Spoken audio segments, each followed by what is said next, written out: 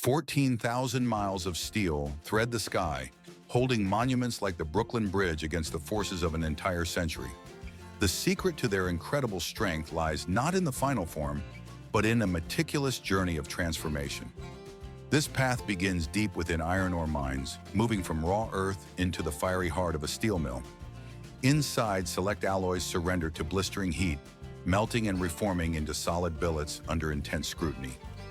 Each billet must pass a battery of rigorous inspections before it can be drawn into fine wire. Only then are these individual strands twisted together, creating the finished cable, a simple braid of metal engineered to endure the harshest conditions for decades, supporting critical projects across the globe. From the dark heart of the earth, a new kind of muscle emerged. It was born in the 1830s deep within Germany's mines, where traditional hemp ropes could no longer bear the ever-increasing loads. This innovation allowed mine hoists to descend safely for hundreds of meters, paving the way for large-scale industrial extraction. Nearly 2 centuries later, this material has woven itself into every field. The world now consumes over 10 million tons of steel cable annually, a silent workhorse supporting infrastructure, heavy industry, oil and gas, shipping, and even renewable energy. Millions of elevators across the globe rely on it, allowing skyscrapers to rise and shaping the skylines of our modern cities. What remains truly astonishing is the ratio between its small diameter and its enormous load-bearing capacity. Bundles of tightly twisted steel wires not only provide flexibility, but also distribute force evenly across their entire cross-section. As a result, a cable merely a few centimeters thick can support hundreds of tons, a mechanical marvel of the modern world. Its strength is born from violent beginnings, deep within the planet's crust. The process ignites as high-power drilling systems bore into solid rock, preparing holes for explosive charges. A series of controlled blasts then fractures the stone, releasing immense blocks of reddish-brown iron ore. From the dust, enormous hydraulic excavators emerge to lift boulders weighing dozens of tons. They load a fleet of mine trucks, each built for payloads of hundreds of tons, which move in a continuous procession along dedicated routes to carry the ore from the pit. At the stockpile area, the raw material is dumped into hoppers and transferred onto conveyors stretching for hundreds of meters. Here, a gauntlet of vibrating screens and magnetic separators works to strip away dirt, sand, and other coarse impurities from the valuable ore. The pre-processed ore is often crushed to a smaller, more uniform size, preparing it for transport and smelting. From this point, specialized rail wagons and bulk cargo ships take over, each hauling thousands of tons at a time. This entire cycle of extraction and initial processing runs without pause, a relentless flow guaranteeing a steady supply for the world's steel industry. The journey from raw earth to engineered perfection begins with a cataclysm of fire and force. As trains deliver their cargo to the steelworks, thousands of tons of iron ore and recycled scrap metal cascade into an electric arc furnace of colossal scale. Inside this multi-story vessel, immense currents surge through giant graphite electrodes, unleashing temperatures that climb beyond 2,900 degrees. Solid metal dissolves into a swirling, incandescent mass, glowing with the intensity of volcanic lava. Into this molten heart, engineers introduce a precise recipe of elements. Manganese is added to impart strength, while chromium or nickel provide a shield against corrosion, and silicon enhances the steel's fundamental ductility. At the same time, quicklime and fluorspar are introduced, which melt and form a purifying layer of slag that floats to the surface. This liquid blanket acts as a natural filter, drawing out impurities and refining the steel below. While massive electrodes stir the entire mixture, advanced sensors continuously monitor the delicate chemical balance, ensuring every batch conforms to exacting specifications. Once refined to the perfect composition, the liquid steel flows onward to be cast. Here, the process is no longer one of individual batches, but a continuous stream poured into copper molds, which are themselves cooled by forced water systems. The instant the searing liquid meets the cold mold walls, its outer shell freezes solid, encasing a still molten core. Solidification advances steadily from the outside in, forging long billets of steel with a square or rectangular profile. Still glowing at thousands of degrees, these billets are rushed directly to the primary rolling mill, their retained heat a vital part of the process. Here they meet a series of massive alloy steel rollers, each several meters in diameter, which apply immense relentless pressure. With every pass, the billet is squeezed, flattened, and stretched, its thickness diminishing as its length grows. This ordeal repeats across multiple rolling stands, gradually transforming the billet's simple cross-section into more refined, semi-finished shapes like round bars or long, flat strips. The extreme temperature preserves the steel's ductility, allowing it to deform without cracking under the tremendous forces.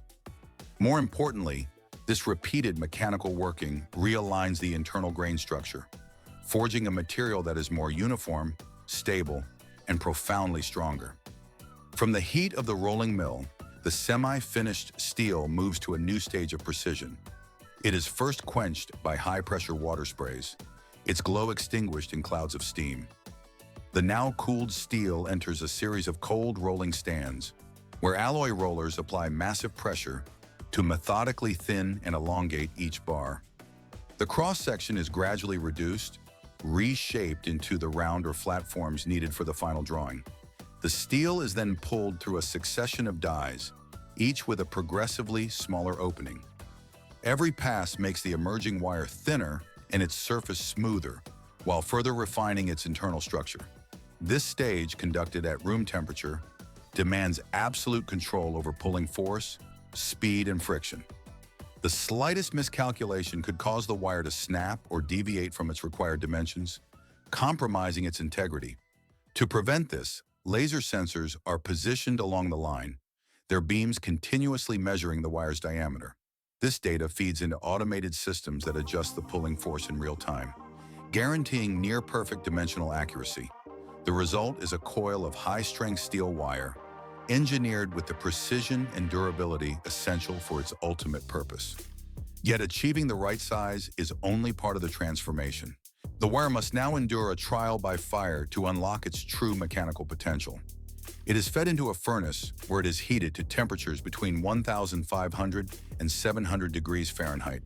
Within the furnace's controlled atmosphere, the heat turns the wire a vibrant, glowing red and fundamentally alters its internal crystal structure, realigning the lattice of metallic grains.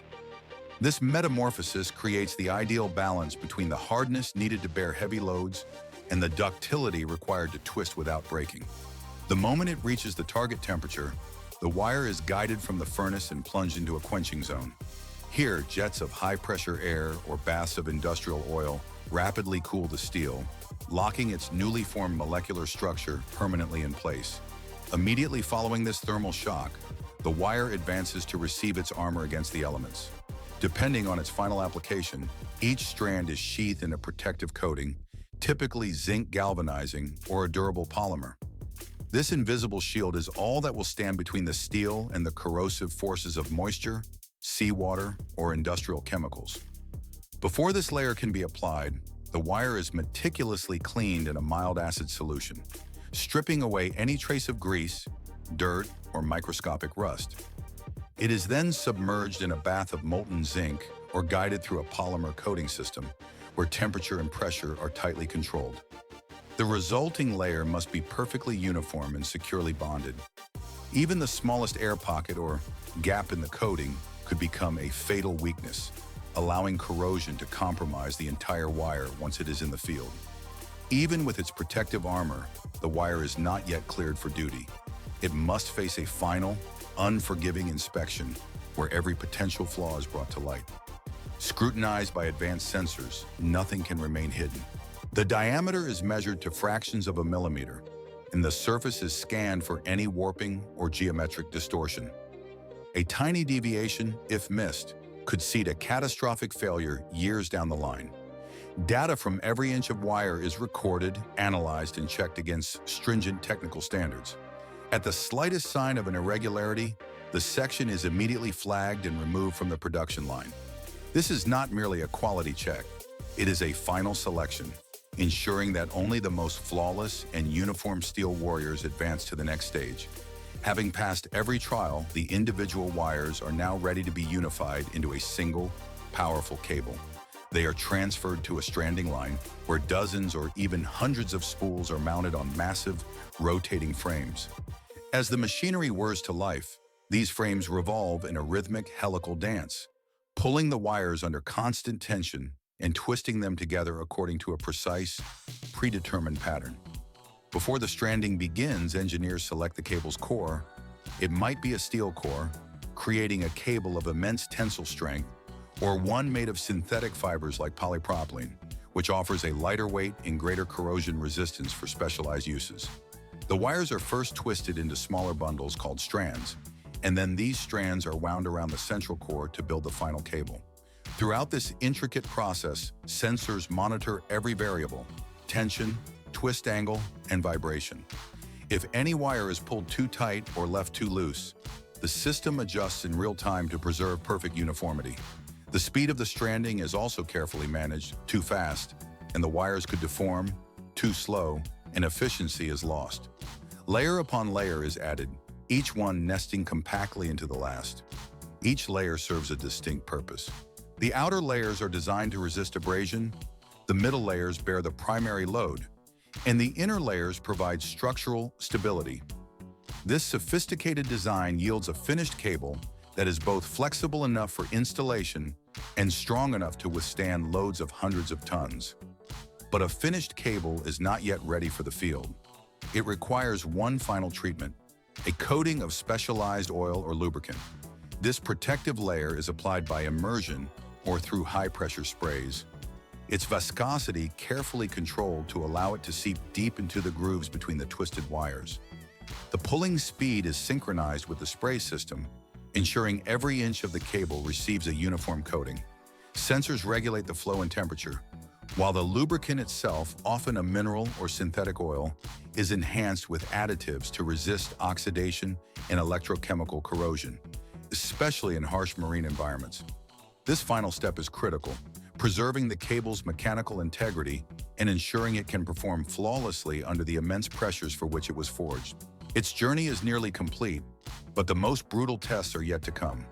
With its protective layers applied, the cable now faces trials designed to simulate a lifetime of abuse in the harshest environments. Inside the testing facility, massive hydraulic tensile machines, relentless bending rigs, and microstrain sensors await. A sample is pulled with immense force until it completely breaks, revealing its true load-bearing limit. In other tests, it is twisted and bent repeatedly under varying pressures, mimicking severe operating conditions.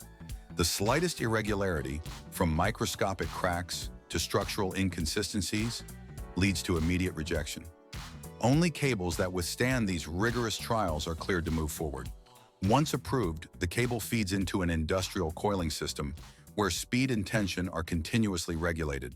A central controller and load sensors ensure the wire never slackens or overlaps unevenly. A rotating turntable works in sync with a guide rail, placing each loop with precision, while on advanced lines, cameras and sensors correct any deviations in real time. As the process ends, hydraulic clamps secure the cable's ends, and traceability codes are printed onto the core. Each finished coil is mounted on a steel or wood pallet, then tightly wrapped in film for moisture protection. Automated cranes transfer the pallets to a staging area, before forklifts move them to the logistics zone, ready for departure on flatbed trucks or in specialized containers. From a simple block of metal, a thread of impossible strength is now complete. The final high-strength steel cable stands as a monument to precision engineering and technological force. Behind this transformation lies an intricate system, a world where even the smallest detail carries immense and critical importance. Each step in its creation is a testament to the power of human ingenuity.